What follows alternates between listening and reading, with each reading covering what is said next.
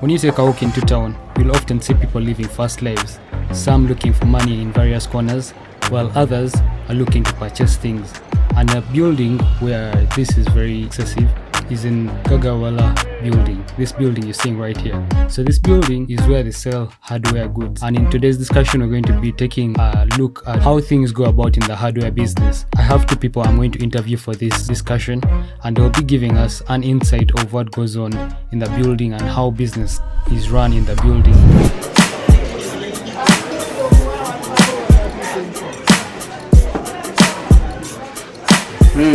Ekyandetera okubeera nti nkola bizinensi eno, ensonga enkulu yali yakulaba nti nali njagala nnyo okusooka okuba nti funa bizinensi nsobola okujja akasente ate ne nfandinga mu movie industry kubanga company gye nkoleramu nze founder waayo.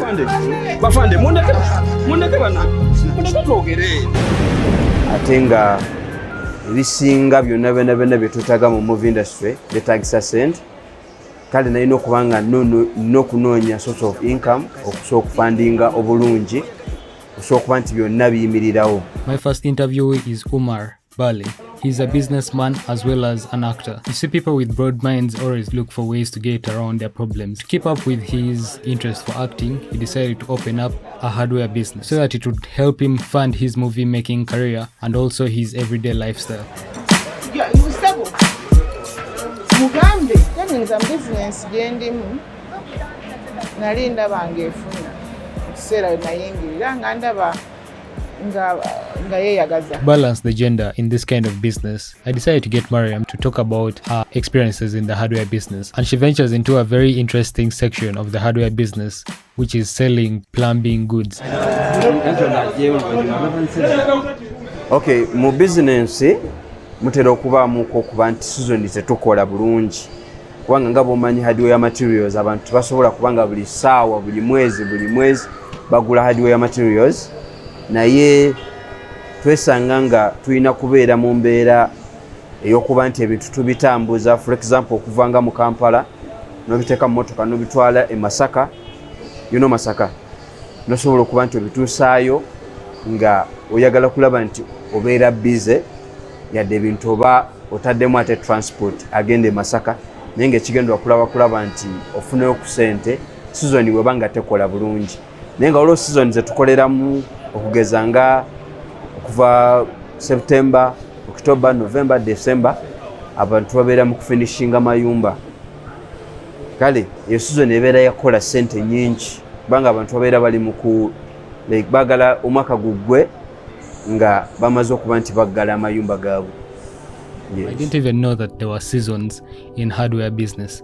I didn't even know that there were seasons parallel in business. I think there are seasons in every kind of business. I always knew seasons to be a thing, limited to farming, since farming, if there's no rain, you don't get any crops growing or anything like that. And listening to him talk about the hardware business and talking about the seasons, it's interesting how he says during the close of the year, people want to finish up their houses, so they work to purchase more hardware goods. So if you didn't know that there were seasons in hardware business, I guess now you know that there are seasons in hardware business, and probably not in hardware business alone. I'm sure there are seasons in every other kind of business. At least from his explanation gives me a very good insight on how maybe another business could be in the same light. During the close of the year, people are buying Christmas clothes because everyone wants to look good. Everyone wants to go into Christmas with new clothes. So his example of hardware business, people purchasing goods, I can relate it as well with the clothing business.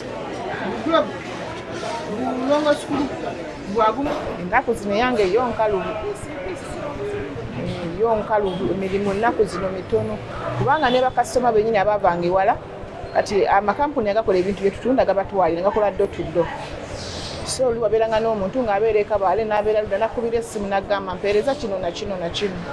So kati amakampuni bwe gabatwalira ebintu gabasange gabawola n'obbawola kati ate nze siyinza muwola kuba mba simanyi location ye weeri.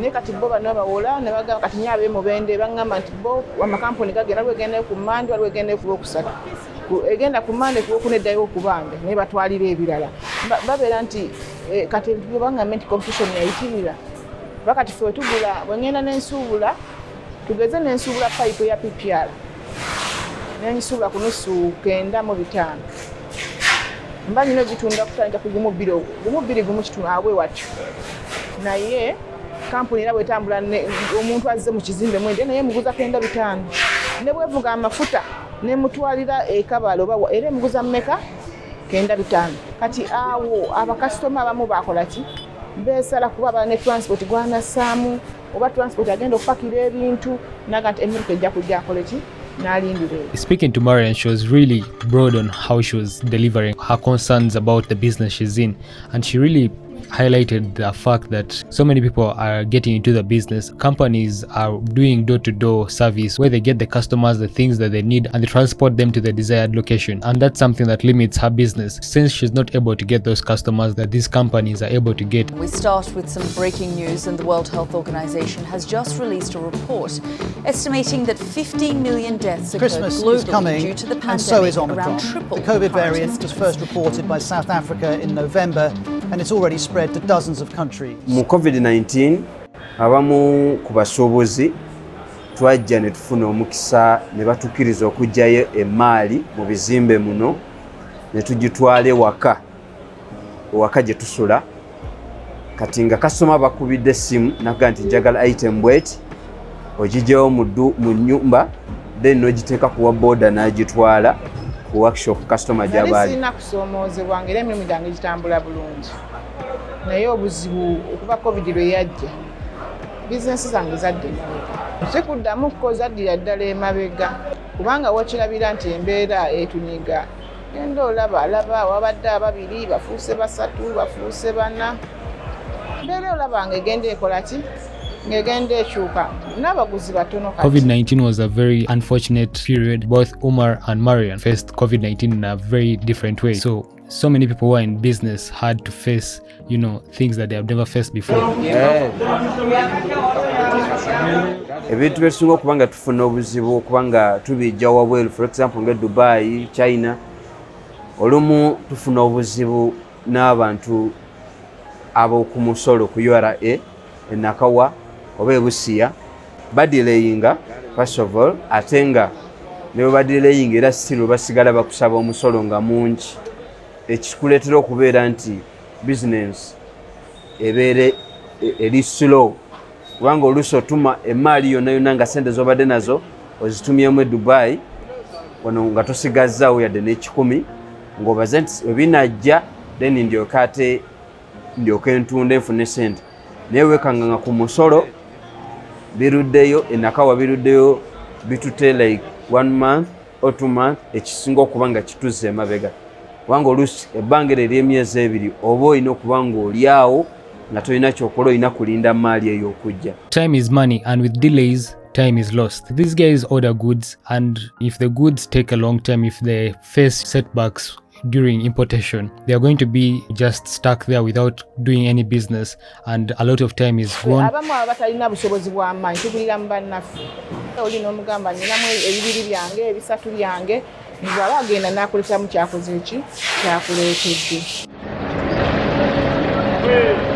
Starting a business, sometimes you don't have the right amount of money to get yourself up and moving, and so you need to get a loan from, say, the bank or from someone, I guess. That money needs to be paid back during a certain period of time. When you're facing delays, sometimes the bank takes away the goods that you've purchased, and that leads you not to be in business. Business muloni tuzikolera ddala era abasuubuzi bannange bangi nnyo bali muloni naye embeera y'okuba nti oluusi ebintu birudde nakawa weekanga nga bank eyagala kukuggyako maaliyo oba eyagala kusiba oba eyagala kutwala waka gy'osula kubanga oluddewo so nga oluusi oba toluddeewo oluusi wabala ebintu byokaleka bimale process yonna kemale omwezi nga gumu ne weesanga nga ate etutte emyezi 2 kati ate yo bank eba esigala ebala ennaku era ekiddako kuba nti bakutwala either okusiba oba okutwala amaka ago mwosula 10.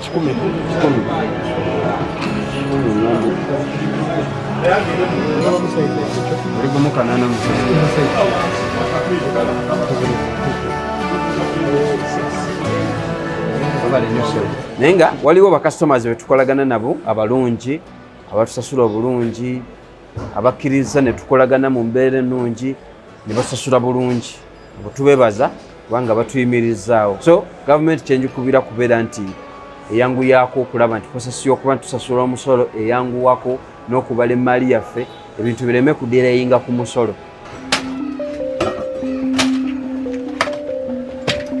Gavumenti erina okusaasira netukenderezaako ebintu ebingi nga ku misolo.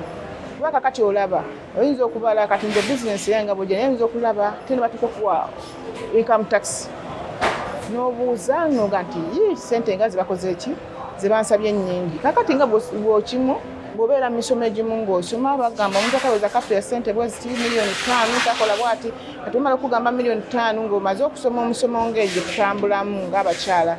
Togenda okulaba omusajja n'agamba nti leeta income tax ya mitwalo 6 n'omubuuza nti emitwalo 6 bwe nzikuwa nze nsigalawo.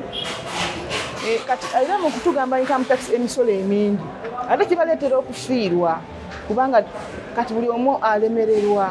Naye bw'oba batusabye ezisaanye eziri wakati kati awo omuntu ogamba ate kyekiba kikugaana okusasula n'osasula. Naye kati oyinza okutumya akaduuka k'olimu oli nagamba leeta emitwalo 8 leeta emitwalo 7. Enda okubalamu nga kikola ki nga bwegatta tekikola ki kati olwo libadde edduuka nga lirimu omu olwo lifa ate lifuna we yeegatta ne lisigalirawo. As someone reporting on the issues facing those in the hardware business, getting into business, there's usually tax that you have to pay for the goods that you're selling, and sometimes the tax that you're paying is way overhead that it becomes an issue for you to keep you in business, since in order to stay in business you have to pay the government its share. Say you've calculated you've made 200,000, but deep down you're going to pay something like 50,000. So Omar and Mariam face a very huge problem of high income tax that's levied on them. So they ask government to reduce on the amount of tax that they ask to pay so that they can keep themselves in business and also go about selling their products. In the future, right now I have many items of goods. Naye nga target yange njagala mbeere nga ndi specifically in one item like door locks. Era nina ekirooto ekyokuba nti nkola edduuka nga litunda door locks, only locks.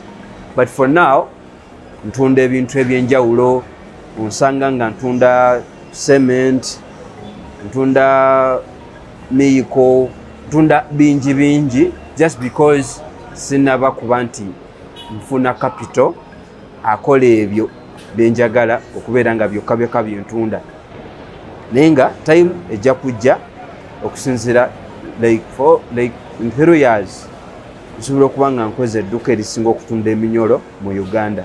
Business is an endless battle, and how you go about running the business, how you go about sustaining yourself in the business is something that you have to work your way through. So that was it with the hardware business. Most of you might have heard that hardware business earns you a lot of income, and you've heard from the people who are actually in the field selling the products, selling the hardware goods.